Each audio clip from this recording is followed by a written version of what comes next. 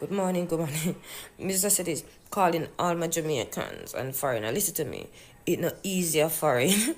Member needs tell you this, yeah? It's not easy. You see, if you're not Jamaica with the beautiful sunshine and river and natural fruits and all these things, you wanna stay there and try and make something on yourself. Yes, come here and visit. Me not stop nobody from come out foreign, but listen to me, it's not this cold place. You see, if you're not work, dog near me a supper. Nobody not there to help you.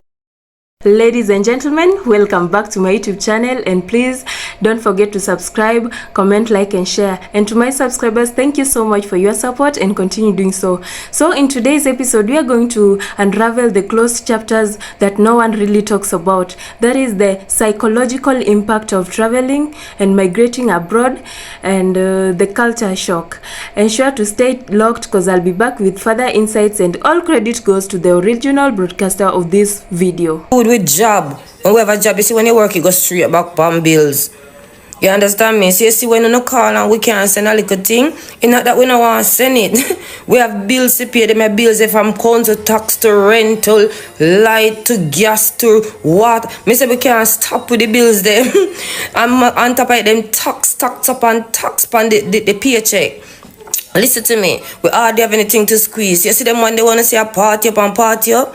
Don't get me wrong, they miss a party up, you probably just release the stress after them pay them bills and everything. Trust me, because the money is not there. And where's the cost of living coming, yo? It's not easy.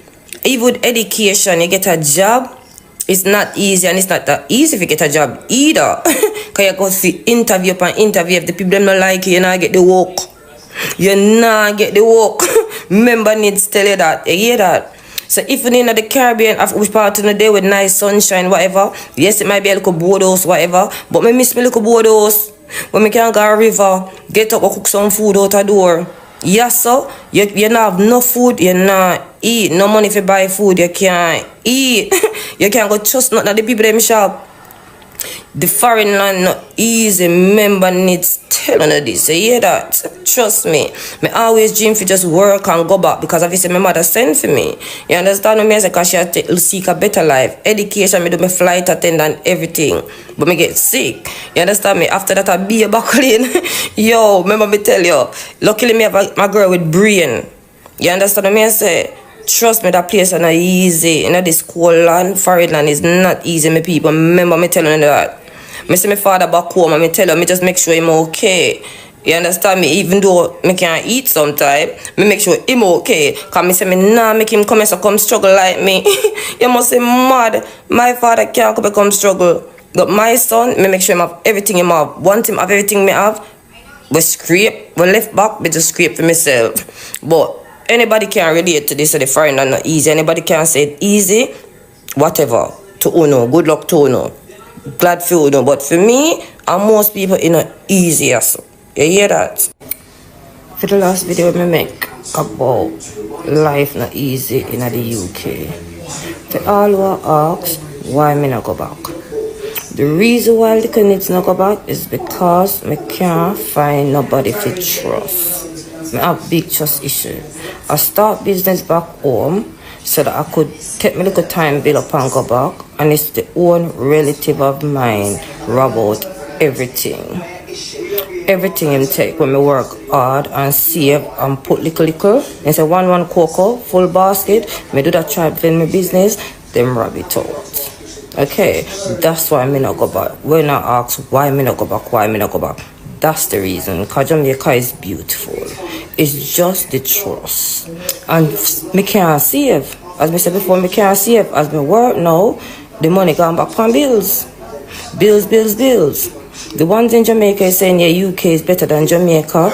No, I'm not saying Jamaica is not hard, you know. I'm not saying not hard in Jamaica. But me I say it's not easy in the UK. You can't get no free water for bed. You have thing called council tax. Bills upon bills as you work. The money go back on bills. That's what me I say. Me not saying Jamaica is easy. Me I say the UK is not easier. It's not old time UK. This, you know, 1960, 1980. It's not even the old time UK when me just come here. After the COVID, things get really hard. Everything gone up, sky high. When I mean sky high, everything up. So that's the reason why I'm not going back home. And nothing isn't easier in the UK. Me I tell you now. But come and see when you feel yourself. Them say who feels it knows it. You understand me? That's where I talk from. When I tell people that I want to move back to Jamaica, the first thing that comes to their mind is, what about the crime? So let me tell you about my experience. I appreciate that my Jamaica is not everybody's Jamaica, but I can only tell you how I feel. And having lived in the UK for 9 years, let me just say this. I have experienced more direct consequences of crime in London than I have ever experienced in my entire life in Kingston, Jamaica. So when I get to England, my car gets broken into in front of my house. And babes, we lived in what they would call an uptown area, and it got broken into, but so sophisticatedly that they don't actually break any windows. It's all done electronically. So you get into the car, you're missing things, and you're almost thinking like, am I going crazy? Because there are no other signs, like physical signs that the car's been broken into. And then you realize actually your little money that you're hiding into the like flap of the mirror is gone. Anything that you had in the glove compartment is gone. And then you're like, oh damn, someone has actually robbed me. The other time, just after COVID, my car was parked directly in front of my house and the whole thing was gone. I called my sister, I said, you saw my car outside, right? She goes, of course I did. The car was not there. When I called the police and told them that my car has been stolen, they asked me if I had any video footage or any photos, and I explained no. They said, well, it was a Range Rover, and Range Rovers are being stolen all the time, so they won't bother looking into the case. I needed to contact my insurance company. I'm like, the whole car is gone and nobody's going to look into it? And then at my restaurants, I had a restaurant in Clapham, again, not the hood. I had a restaurant in Clapham, and a man threw a brick through the glass door, then climbed in to the restaurant through the door and basically stole alcohol and the till and whatever, so robbed me. Then when I looked into putting shutters on the window, because it was like floor to ceiling windows, I was told that it is a conservation area, so the council will not give me planning permission to put a shutter on the front of my restaurant. So I can't protect myself from being robbed again, but at the same time nobody is doing anything to protect me from being robbed, and I'm trying to run a business. In Brixton, I used to have a restaurant, I had it there for 9 years. Post-COVID, the rates of like crackheads and just vandalism just started to go through the roof. And before COVID, there was a little bit of code of conduct, right? Like you had 5 regular crackheads, they'd come and check me at 1 o'clock in the morning, I'd give you a little food, but you would never come into the business whilst we were open, whilst we had paying customers. It was just understood that there was like some sort of respect. Post-COVID, the new crackheads, babes, they never respect anything. They would come into the restaurant whilst I'm open, you're sipping on a 14-pound cocktail, and literally somebody is stealing your bag in that moment. And I'm like, this is getting madness. Again in Brixton, which is supposedly gentrified, someone gets stabbed at 3:30 in the afternoon. I'm like, you're not even waiting for nighttime? And for me, this was a bit weird. I opened a bar on Cold Harbour Lane. The day I was opening the bar, the roads were blocked off by police because there had been a fatal stabbing. So my point is that I have not ever had to have those concerns living here in Kingston, Jamaica. No, I am not saying that there is not an issue of crime. What I'm saying is that most times in the uptown areas, it is targeted crime. It is not being in the wrong place at the wrong time. Today I was walking downtown and many people are like, oh no, you can't go downtown. I was going downtown, I was taking pictures, I was taking videos, it was fine. Somebody told me that the rate of crime against tourists or expats is something like 0.001%. Something like that, 0.01, 0.001, you get the gist. It is very little. So when you guys are telling me about crime, there is nowhere that I'm going in Jamaica that I ever feel like my car is actually going to get stolen. And the other thing is that I genuinely believe that if something happened to me in Jamaica, there would be some repercussions. Whereas in London, I felt like it was so much about being in the wrong place at the wrong time, because you have like £1 million houses here and then you have like a volatile estate there, which was very strange to me. And I just, maybe again because I feel like a foreigner in London, it just never felt comfortable. I've seen somebody on the train and this man was being super aggressive to him. The guy wasn't even responding and the man smashed his head into the glass and his head just started bleeding and nobody flinched. Nobody said anything. I have confidence that if something happened to me here in Kingston, that somebody somewhere would take up after me. And these are just the things that I just wanted to share. Now, please remember, I am not saying that there is not a crime issue. I am not saying that there aren't things that we need to deal with as a country. What I am saying to you is that this idea that in Kingston we're like dodging gunshots all the time, or we're walking around fearing for our lives, clutching our handbags, is just simply not true. And that is my lived reality. I appreciate you guys might have a different story. So no, when I think about moving back to Jamaica, crime is not anywhere near on my radar as a concern. You know, so within the Jamaican diaspora, those of us that live in the United Kingdom really do have it worse. You know, just check the travel time and the time difference for one. 10 hours in the air in one tube above the Atlantic Ocean before you touch down. And when you touch down, you're transported 6 hours back in time. So you leave yesterday, arrive tomorrow, but you're really still in it today. But if you're in a New York, if you're part of the New York diaspora, if you're part of the Miami diaspora, if you're part of the Toronto diaspora, I want 3 hours in upon the plane, I want 45 minutes in upon the plane, and there's absolutely no time difference. And if there's a time difference, it must be about 1 hour or so. And we have what? 3 plane a week, a week leaves London to come to Kingston. You hear me say 3 a week, not 3 a day. Yeah, not 3 every 2 days or whatever case may be. 3 a week, Monday, Wednesday, and Friday. We all know that the service they will leave London, come to Kingston, my love. And if you want to fly up on the weekend, it not exist. And if you don't have US visa, you cannot do the transit. So if somebody dead, you have to travel on that the service there to Kingston, Jamaica. And let me tell you something about that the service that it's expensive. You cannot get no little $300 ticket to America, like what them have. You have to spend all £800-900 for ticket, and that is on the cheaper end. I want you to trust and believe that there are people right now that have purchased their ticket for summer this year, and they know that they have paid 4 figures for an economy seat. You hear me say an economy seat? Me I thought 3 seat, 4 seat, 3 seat, because the plane them big, so them pack way up in the plane like sardine. We're not getting a leg room, we're not getting a baggage, and if we want little 2 piece of baggage, if you have to spend more money and all of that sort of something that just to reach back of your yard. So if you're a mother with 3 picnic, Lord of mercy, thousands and thousands of pounds, that's enough to just come back to your country. So just retaining and maintaining your connection with the island can be so difficult just for that simple fact. Because if you're there in America, and you miss the 6 o'clock, you just get the 7 o'clock. You know how much flight leave New York, come to Jamaica, come on, wait name there, Kingston. Yes, I know some of you can say you can fly to Montego Bay and all of these things. Yes, you can fly to Montego Bay, Palm Virgin, where I have a couple plane where I go there, but still the frequency and the amount is not enough. And then when you're in Jamaica, you have to be dealing with this whole blasted thing with them people where they just believe, say, everybody that travels has moved to America, and they start talking to you about US dollars and all of them sort of something. That I have this habit of say to them, I'm so sorry, but I'm from England and I don't bank in US dollars. I actually bank in a stronger currency, pound sterling. Can me remember the days when we go to America, me take £500 and the people then give me $1,000. Oh, I bank in a stronger currency. But you're constantly in this as something where you're battling with the people them about US dollars, you're battling with the people them about the flight, you're battling with the people them about time difference. And when you reach Jamaica, my love, when you're flying from England, my love, me say, you're tired. The breed of tiredness will come down by you, man. Because going to Jamaica and a sort of simple something, and a one little tree of a plane ride, because you come from New York as you reach it in at the same time zone, so you probably just have one little grip. No, when you're traveling from the United Kingdom, you have to have a whole heap of things in your back, because that is a serious trip we are go on. And when you land, hey, no matter how you're excited, you're delirious because you're not asleep, you're tired, you feel away, all of them sort of something that, and it take a good couple of days before you start to reach back into that in the system. It's not normal. May I tell you, all of the people that will live in England, when the Caribbean, the Caribbean routine of it all, knows the pressures, understands the pressures. That's why last year, when we get the little opportunity to fly on Norse Airlines, the whole of the Jamaica community in a lot of excited, my love. Everybody get joke when them pull back them airfares and say them now fly here this year again, so we get the same fucking thing. I believe there needs to be more competition, there needs to be more frequency. Because the plane them where come at Jamaica pack up, and we need more planes to come down Boya, yeah, man, to bring down the prices then, and to just allow for people's journeys and situations to be a bit more. Because the people that the boy them in England and the girl them in England and know which part them come from, because they can't come down here because it's too expensive for fly. So come on, man, just help us out.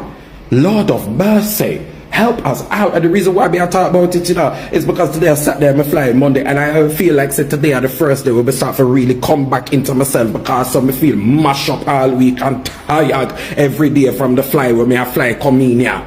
Jesus Christ. My goodness, may I tell you, the Jamaican diaspora members in the United Kingdom, we have it the worst, and I feel like we need to stand up and do something about it, man. We need to do a petition or something. God Almighty, because this cannot be on. It cannot be on. God. Ladies and gentlemen, welcome back once more, and I hope you've watched the video. And if you can agree with me, for years thousands of Jamaicans have looked across the Atlantic and dreamed about one thing: a better life in the United Kingdom, a better salary, a better opportunity, a better future for their children. But what happens when they finally arrive? What happens when the excitement of landing in the Britain disappears, the photographs stops, and the bills start coming? What happens when the country you imagined as a paradise turned out to have a problem of its own? Today we are looking beyond the dream and it's into the reality. Because Britain isn't paradise, but Jamaica isn't hopeless either. And somewhere between those two extremes is a story that deserves to be told.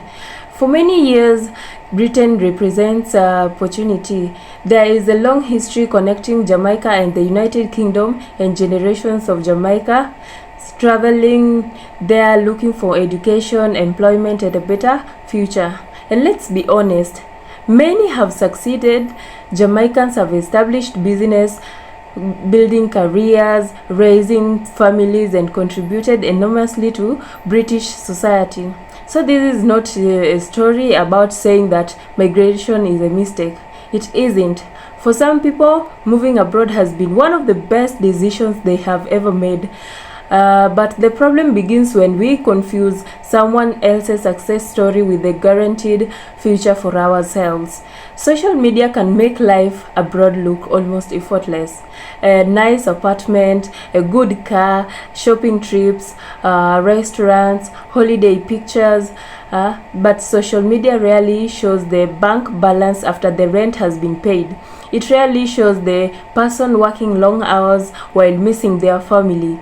And it rarely shows the emotional price of starting again in a completely different environment. Imagine arriving in Britain with excitement and hope, then reality begins. Rent has to be paid, food has to be purchased, and transportation costs money. Energy bills arrive. And suddenly the salary that looked enormous when converted into Jamaica dollars doesn't feel quite unimpressive anymore. This is one of the biggest lessons for anyone considering migration. Don't only ask how much you will earn, ask how much it will cost you to live. A higher salary doesn't automatically mean a higher quality of life. And then there is the pressure to succeed. Sometimes people back home expect you to be doing extremely well simply because you are living in Britain. You may hear, you are in England now, you must be making good money. So when are you sending something home? But behind those scenes, that person may be struggling just like anyone else. This is why we need more honest conversations about migration, not to discourage people, but to prepare them psychologically. In this video also raised another uncomfortable subject, that is crime and safety. And this is why we need to be particularly responsible. No country is completely free from crime, let us know that, but Jamaica has its challenges, Britain has also its challenges, and every community has different experiences. Hearing about crime in Britain should not make people believe that the entire country is dangerous. If you are moving somewhere new, learn about the area, understand your surroundings, take reasonable precautions, know who you contact if something goes wrong, and don't assume that because a country is wealthy or developed, every part of life will automatically be perfect. The lesson isn't Britain is dangerous. The lesson is every country requires awareness. But perhaps the biggest challenge isn't always financial challenges. Sometimes it's emotional. Imagine leaving your mother, your father, your brothers and sisters, your friends, your community, the food you grew up eating, the music you grew up listening to, the jokes that only people from home understand. You may gain new opportunities, but you can still miss home, and sometimes loneliness can be extremely difficult. There are people abroad who are surrounded by thousands of people but still feel completely alone. There are immigrants who smile during the video calls with family back home while privately struggling, and there is nothing shameful about admitting that. Migration requires more than money. It requires emotional preparation. If you're struggling, talk to someone. find your community, build healthy friendships, stay connected with family, and remember that asking for help is not failure. So, but when comes another complicated question: if Britain is so difficult, why don't you simply return home? The answer isn't always simple. Someone may have children who were born abroad, they may have built a whole career there, and they may have financial commitments there. They may have spent decades establishing themselves, or perhaps despite the challenges, they still belong there. Long-term opportunities are better. Believe their long-term opportunities are better where they are. And that's why we should be careful when we tell someone, if you don't like it, just go back home. Migration changes people. It changes families. It creates new identities and new responsibilities. Returning home after many years can be almost as complicated as living in the first place. So instead of judging people, perhaps we should listen to their experiences. So advice to those who want to move. Now, if you're watching this from Jamaica and you're still dreaming about Britain, here's my advice. Don't abandon your dream.